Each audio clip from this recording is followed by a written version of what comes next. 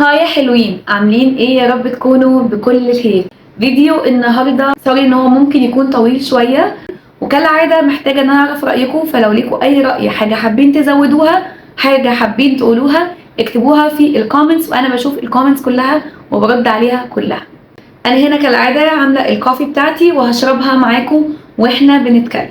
الفيديو زي ما انتم شايفين من العنوان كده، هتكلم معاكم عن اشخاص انا في وجهة نظري الشخصية بشوف ان احنا لازم نقطع معاهم فورا، ولازم الاشخاص دي تكون بره حياتنا. مش هقولكوا على قد ما نقدر، لا، هو نحاول نتصرف كده ونخليهم بره حياتنا، او اتليست هيكون التعامل معاهم بحدود كبيرة قوي قوي قوي قوي قوي. ده في حالة ان احنا مجبرين نتعامل معاهم، لانه اكيد انا عارفة انه للاسف في اشخاص بتكون مش بمزاج ان انت تتعاملي معاهم، او لا، مش انت اللي بتختاري، بيكون الواقع هو اللي فرضهم عليكي. فكده كده في تعامل بينكم وبين بعض. بس نوعية الاشخاص دي كوني حذرة جدا جدا جدا في التعامل معاهم، لانه اضرارهم ومساوئهم في حياتك بتكون كبيرة. اول نوع من الاشخاص دي وهو الشخص دائم الشكوى، الشخص اللي هو على طول بيشتكي وعلى طول عنده مشاكل وعلى طول عنده وانا تعبان وانا قرفان وانا زهقان وانا مش عارفه ايه، ومش بيحس ولا بيتكلم في اي ولا شايف اي نوع من انواع نعم ربنا اللي ماليه حياته. الاشخاص دي بتكون زي ما بنقول كده، والمعنى اللي دارج ليهم الفتره دي، هم اشخاص توكسيك. يعني ايه توكسيك؟ يعني اشخاص سامه، الانرجي بتاعتهم توكسيك. الانرجي بتاعتهم طاقتهم توكسيك، يعني سامه. مجرد ما بيكونوا حواليكوا بجد بيكونوا بيسحبوا كده الطاقه من المكان والاكسجين من المكان من غير ما بتحسوا. الناس دي بتلخبطيني. الناس دي بتقوموا من معاهم من غير ما بتحسوا، والله بتبقوا قاعدين مثلا، او زي مثلا انا مثلا عندي الاشخاص دي من حياتي، بصحى من النوم عامله الكافي وهشرب الكافي تمام وكل حاجه حلوه. مجرد ما انا قابلتهم، كلموني في التليفون، قعدت معاهم، حصل اي صدفه جمعتنا ببعض، بخلص حاسه ان انا ولا قادره اشتغل ولا قادره اتكلم ولا قادره اقوم اعمل اي حاجه ولا قادره اكون شخص برودكتيف خالص، مش قادره اكون شخص منتج خلاص، يعني طاقتي خلصت. وفعلا بيسحبوا الطاقه منك من غير ما بتحسي خالص. الاشخاص دائمي الشكوى دول هم مش بيشوفوا كل الناس عندهم مشاكل، يعني انا عندي مشاكل، كلكم عندكم مشاكل، كلنا عندنا مشاكل. بس مش معنى كده ان احنا هنقعد نستشعر طاقه المشاكل دي 24 ساعه دائما وابدا. مفيش في حياتنا حاجه كويسه نتكلم فيها، مفيش في حاجاتنا حاجه فن نتكلم فيها، لا. فالاشخاص اللي دايما يقعدوا معاك وانا تعبانه وانا زهقانه وانا حصل لي وانا مش عارفه ايه، وابني حصل له، وبنتي شافت، ومامتي قالت لي، واختي مش عارفه ايه، وصاحبتي عملت ايه، والشغل حصل فيه ايه. مش بقول طبعا ان احنا يعني اكيد بنشتكي لبعض كصحاب كاهل كعيله، طبيعي ان احنا نشتكي لبعض، بس بتكلم عن الشخص دائم الشكوى. الشخص اللي قاعد معاك هو دايما مش شايف غير الجزء الوحش في حياته، ودايما مستشعره ومنغمس فيه كده، ومش عايز يطلع منه ولا حتى بالكلام. فبتلاقيه قاعد بيتكلم عنه وقاعد بيحكي فيه، واللي بيعيد فيه بنزيد فيه بدون اي جدوى، غير ان هو بيخلص طاقته وبيخلص طاقتكم معاكم. ابعدوا عن الاشخاص دي، او اتليست حاولوا ان انتوا تفصلوا نفسكم عنهم وقت الكلام التوكسيك ده، لانه فعلا بيغيروا مودكم وبيخلوكوا شخص مستهلك مش قادرين تعملوا اي حاجه. فعلا انا ساعات ببقى بخلص معاهم كلام، او لو قابلتهم، او لو اتكلمنا حتى في التليفون زي ما بقول لكم، مش قادره حتى اسمع بناتي وهما بيتكلموا، مش قادره اقعد اتكلم معاهم، مش قادره اتكلم في شكوى، مش قادره اسمع اي حد، مش قادره اعمل حاجه، عايزه اقعد متنحه كده، حاسه ان انا مستهلكه فعلا. طيب، تاني نوع من الاشخاص اللي انا بشوف ان احنا لازم نبعد عنهم تماما، وهم الاشخاص اللي بيدوا وبيخدموا بيوفروا حاجات يعملوها بس مش من غير مقابل. الشخص اللي دايما بيعمل لك حاجه وبيقول لك حاجه وبيديك حاجه وهو مستني المقابل. ماشي، كلنا بنعمل وبنخدم وبندي وبنروح وبنيجي، بس في شخص انت بتبقى عارف ان هو مفيش كده ايه، حاجه لله في لله عنده، لا، هو دايما بيخدمك الخدمه ويصر حتى ان هو يعملها لك علشان ياخد منك المقابل، وعشان هو مستني منك المقابل، مش لله في لله. هيك يا محمود، الشخص ده هيفضل يزن عليك ويفضل يجبرك حتى ان انت تاخد منه ماديا ومعنويا ووقتيا وكل حاجه ومجهود وكل حاجه، مش عشان هو عايز يديك، لا، عشان هو بيرتب حياته ان وقت ما يكون عايز ياخد منك تحت بند ان هو اداك، فهو مش بيديك كده لله في لله. انا حاطه يا قلبي بتاع، حطيها، ممكن تحطيها في فيشه ثانيه عايز. فهو بيبدا يرتب حياته ان هو يعني ايه، لما يعوز ياخد منك، وياخد منك مش اللي انت عايز تديهوله، لا، هياخد منك اللي هو عايز ياخده بالطريقه اللي هو عايز ياخدها. ولو ده ما حصلش وانت ما عملتش كده، نونو بالراحه يا قلبي، يبدا بقى يعيش ايه، دور الضحيه، واللي هو انا عملت معاكم وما لقيتش، وانا مش عارفه ايه، وانا قدرت وما اتقدرتش، مع انه ما حدش طلب منه، مش بس ما حدش طلب منه، ده هو كان يعني يمكن هو بيجبرك فعلا ان انت تاخد منه الخدمه دي، عشان هو بس بيرتب حياته ان وقت ما يعوز ياخد منك اللي هو اداهولك او اللي هو عايز ياخده. ده ما حصلش، هيبدا بقى زي ما بقول لكم ايه، يعيش دور الضحيه، وانا قدرت وما اتقدرتش وما حصلش وكده. الشخص ده انا بشوف انه احسن حاجه انك لا تاخد منه ولا تديله ولا اي حاجه، يعني ما تتعاملش معاه غير بحساب شديد قوي قوي قوي قوي قوي. ولو اضطريت انك تاخد منه او تديله، تعمل هايلايت، يعني مثلا لو هو مثلا بيخدمك، او مثلا انا مثلا قاعده اوكي، ففي شخص مثلا، واحده صاحبتي مصممه هقوم اعمل لك شاي، هقوم يا حبيبتي شكرا مش عايزه، ما بشربش شاي، لا والله انت مش عايزاني اعمل، معقول انت والله انت كده مش عايزاني اعمل لك شاي، انت كده بجد يعني بصي بتحطي مسافه بين انا هزعل منك لو ما خليتنيش. طب يا حبيبتي خلاص، لو لدرجه ان انت هتزعلي اتفضلي قومي اعملي، يعني بناقص كوبايه الشاي اللي هنشربها، مش قصه نشربها وخلاص، قومي يا حبيبتي اعملي شاي. يعني لو ده حاجه هتزعلك، تلاقيها بعد كده انت بقى شخص انا رضوى ما بحبش اعمل شاي وما بعرفش اعمل شاي، ده بجد ما بعرفش اعمل شاي، ما ماليش في الشاي مش بشربه، فما بعرفش اعمل شاي. رضوى ممكن تعملي شاي؟ طب ماشي، بس اصل انا ما بعرفش اعمل شاي يا حبيبتي، طب اعمل لك كوفي؟ لا انا عايزه شاي. طب انا مش بعرف اعمل شاي اوكي، فهي تبدا بقى تتضايق ان انت ما عملتلهاش الشاي، طب ده انا عملت لك 10 مرات. طب يا حبيبتي انت ناسي انه ال 10 مرات انت كنت بتتحايلي عليا وار بوشنج مي ان انت تعملي شاي، هو الموضوع انت نسيتيه. فالناس دي انا شايفه انه تهايلايتي كده ان وانت هتاخدي منها كوبايه شاي، طب بقول لك ايه خدي بالك انا والله مش بشرب شاي، بس انا هو هشرب منك عشان بس ما تفتكريش ان انا مش عايزه اشرب او حاجه، يعني انا هاجي على نفسي وهشرب معاكي الشاي او اشرب منك شاي عشان والله عشان زعلك، بس ايه انا خايفه عليه، لا عشان انت عايزه تشربي شاي، ولا عشان انت مستنيه منها كوبايه الشاي، ولا عشان انت محتاجه، لو هي الوحيده اللي معاها الباكت بتاعت الشاي ما تروحيش تشربي هناك، مضطره هايلايت ان انت بتعملي كده علشان انت بس بتقدريها، طالما هي عايزه تأوفر يو الخدمه دي اوكي يا حبيبتي اتفضلي وانا قابلاها، بس ما تستنيش بقى المقابل، اوكي انت كشخص بقى ما تستنيش مني المقابل، لان انا مش بعرف اعمل شيء. فزي ما بقول لك كده لازم تعملي هايلايت، لانه لازم تعملي هايلايت، لانه هو هيكون، لا بتضحك عليا، لان هو هيكون بجحته هي اللي سايقاه في الطلب كمان، لان هو شايف انه عمل بقى، يعني ده انا عملت وعملت وعملت، ده انا عامله لك 10 كوبايات شاي، معقول مش عايزه تعملي وتقومي تعملي كوبايه شاي واحده؟ وهنا انا يعني مش شايفه ان دي وحشه مني بصراحه، لان انا مش بعرف اعمل شاي، وانا اصلا مش محتاجه منك شاي، انت يوم ما عملتي لي انت عملتي لي عشان انت عايزه تعملي شاي، فانا ما طلبتش منك يعني. ليلى مستغربه قوي ايه كوبايه الشاي اللي عامله مشاكل دي.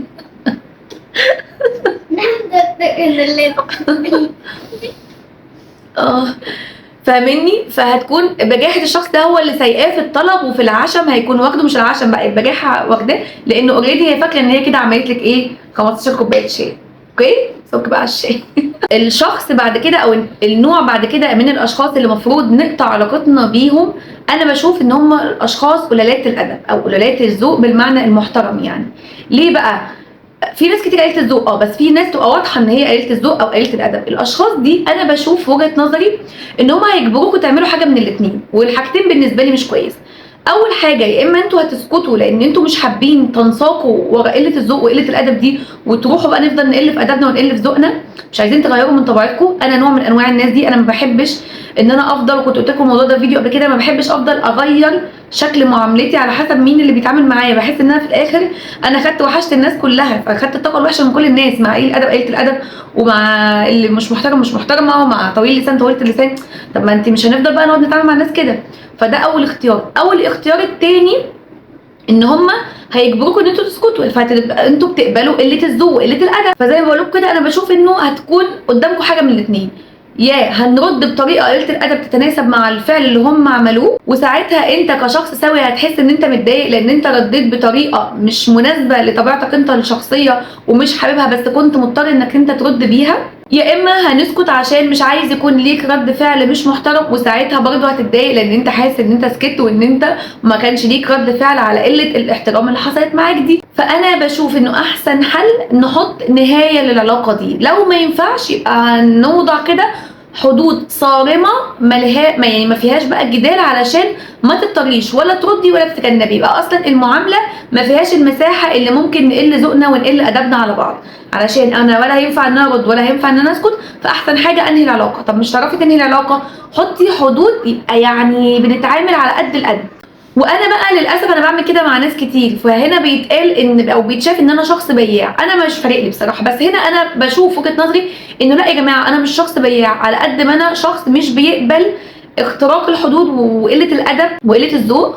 فانا اشوف لا، خليك معلش شخص بياع في نظرهم هم، فلا معلش عادي جدا الناس تشوفك بياع عن ان هم يشوفوك مش محترم. فلا، ما تكونش شخص مستباح، وحاولي تحطي حدود قويه جدا علشان الاشخاص دي فعلا هيتعدوا حدودهم ازيد من اللازم بعد كده. فانا بشوف انه لا معلش، هيتقال علينا بياعين مش مشكله، بس ما تسمحوش لاي حد ان هو يكون مش محترم معاكوا، خصوصا لو انتوا ما كانتش البدايه من عندكم، يعني انتوا ما بداتوش، لا ما تسمحوش ان حد. في هذه الاثناء انضمت الينا غاليه، صحيت من النوم، وده معناه ان الفيديو دوت لازم يخلص بسرعه. صح يا غاليو؟ انت زعلانه؟ نضطر ان احنا نكمل الفيديو. طيب الشخص اللي بعد كده هو الشخص المستغل. يعني ايه بقى الشخص المستغل، او نعرفه ازاي؟ ده بقى الشخص اللي عايز على طول وياخد اي حاجه بقى، ماديا معنويا اي حاجه، هتلاقوه على طول بيفضل يلف ويدور كده علشان ياخد اي حاجه من عندك، اي حاجه اي حاجه. يعني مثلا او حاجه حتى لو هو مش محتاج، انت مثلا بتقولي انا عايزه اجيب لابتوب جديد عشان اللابتوب بتاعي مثلا قديم بايظ، تفضل بقى تلف وتدور الشخصيه دي علشان تفهمك او توصلك بكل المعاني ان هي بس كنت بقول لكم بقى. فيفضلوا بقى يلفوا ويدوروا علشان يوصلوا بكل الطرق ان هم يحاولوا بس يسمعوا منك كلمه طب خلاص انا مش عايزه القديم، لو انت عايزاه خديه. الحل مع الناس دي ايه بقى؟ الناس دي للاسف الحل معاهم لازم تكوني صريحه، يعني لازم تكسفيهم، يعني هتقولي لهم صراحه كده لو تعرفي، مش هتعرفي خلاص يعني اعملي عبيطه بقى، اوكي؟ وحاولي ما تتكلميش كتير قدامهم في تفاصيل، لانه للاسف الناس دي هتكون عينيهم في حياتك، يعني حتى لو هم مش محتاجين الحاجه، هم مستغلين، هم طبعهم كده مستغل، لازم ياخدوا اي حاجه وفاكرين ان دي نصيحه. فالناس دي على الاقل على الاقل على الاقل لو مش تقطعي علاقتك بيهم ما تخليهمش يعرفوا اي تفاصيل عن حياتك. خبي خبي خبي على قد ما تقدري، يعني بجد لو جبتي خلاط جديد ما تقولوش، لان اول ما تجيبي خلاط جديد هتلاقي ايه، طب انا الخلاط بتاعي، طب انت هتعملي ايه في القديم بتاعك؟ الخلاط بتاعي، او حتى ممكن مش لازم تقولك الخلاط بتاعي باظ، هتعملي ايه بقى بالقديم بتاعك؟ فاهمين؟ انت ممكن تكوني انا مثلا نوع من انواع الناس اللي ما بتعرفش تقول لا او ما بتعرفش ترفض، يعني لو حد طلب مني حاجه او حسيت بس حسسني من بعيد كده ان هو محتاجها، خلاص انا هقوم اجيب الحاجه دي من جوه واديها له حتى لو انا مش عندي غيرها، متخيلين؟ فعشان كده بقول لكم بعد ما عديت بمواقف كتير قوي، يعني الناس دي احسن حاجه ما تحسسوهمش ان انتوا مستغنيين عن حاجتكم، وحتى لو حاجه ملهاش قيمه بالنسبه لكم ما تحسسيش الطرف ده كده، لان هو زي ما بقول كده تفضل عينيهم في كل حاجه في البيت عندكم. فاقفلوا معاهم الباب، ده احسن، لا تدوا ولا تاخدوا، كده كده هم مش بيدوا يعني، بس عامه ما تتكلموش معاهم عن اي حاجه ناويين تغيروها، ناويين تجيبوها، ناويين تعملوها. قله الكلام وقله معرفتهم بتفاصيل حياتكم احسن، لانه صدقوني انتوا كده بتجيبوا العين لحياتكم. طيب النوع اللي بعد كده بقى الناس اللي عندهم فضول عالي جدا. انا بشوف ان الفضول ده حسد، يعني الشخص اللي عنده فضول عالي تجاه حياتك، مش بفهم الموضوع ده. الناس بقى تفضل تسأل اسئلة في كل حاجة تخص حياتك، تعنيها وما تعنيهاش، وهي كده كده ما تعنيهاش لانه طبيعي مفيش حد، يعني مش الاسئله طبعا اللي هي مش اسئله الصحاب والقرايب والاهل اللي هو بيطمنوا عليكوا يعني، لا الفكره انه في ناس بتسال عن التفاصيل، واحنا بنحس كده ان احنا مش مرتاحين للاسئله ولا عارفين حتى نجاوب. النوع ده من الاسئله بقى بشوف ان هي فضول قوي. في ناس في حياتنا كده بتفضل تسال عن اسئله، مش عايزه اجيب امثله لان امثله كتير قوي مش عايزه احطها في حته معينه، بس اي سؤال مش هيفيد الشخص اللي قدامكم ومش هو مش يعني ايه، مش هيعمل تغيير في حياته، انا بشوف ان ده فضول. انتوا حاولوا تحددوا الفرق ما بين الاسئله انه عشان الشخص بيسالكم عشان يطمن، والاسئله اللي هي من باب الفضول بس. حددوها وما تتكسفوش ان انتوا تحرجوا الاشخاص اللي بتسالكم من باب الفضول، لانه الاحراج ليهم صدقوني احسن واسلم وافضل بكتير جدا. ويعني اقل حاجه ان شاء الله حتى تسكتي ما ترديش. انا ساعات بعمل كده لما يكون السؤال انا عارفه ان هو من باب الفضول، بعمل نفسي كاني بجد ما سمعتوش، او بوري اللي قدامي ان انا سمعته وفي نفس الوقت مش هجاوب.